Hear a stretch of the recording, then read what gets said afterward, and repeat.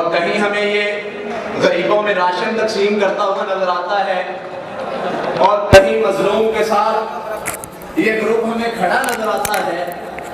یہ ماشاءاللہ اتنا اچھا جو بھائی یہ سب مل کے کام کرتے ہیں، جو اس نیکی کے کام میں ساتھ دینے والے، واللہ اللہ تعالیٰ ان کا کام ضائع نہیں کرتے، اللہ تعالیٰ ان کا عمل ضائع نہیں کرتے، اللہ تعالیٰ ان نسلوں کو سنوار دیتے ہیں، ان کی نسلوں تک سنور جاتی ہیں جو نیک کام کرتے ہیں، جو فلاح کا کام کرتے ہیں۔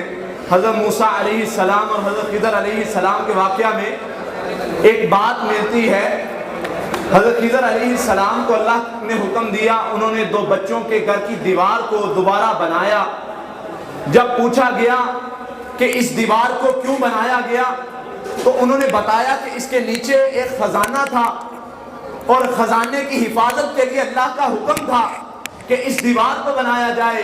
ابوہما صالحا، ان کے باپ نیک اعمال کرنے والے تھے، ان کے جو باپ والدین تھے وہ نیک اعمال اچھے کام کرنے والے تھے، اس کا صلہ دیا گیا ہے۔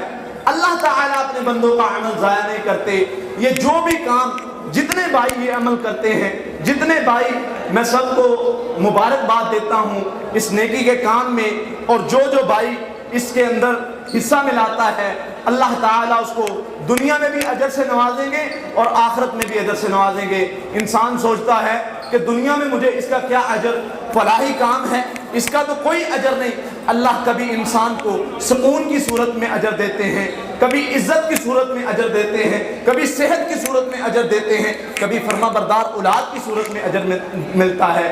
تو دنیا میں بھی اللہ تعالیٰ بندے کو اجر دیتے ہیں جو یہ فلاح کے کام کرتا ہے۔ میری اللہ سے دعا ہے اللہ تعالیٰ ان بھائیوں کو مزید کامیابیوں سے نوازے اور انہیں خوشیاں سے نوازے۔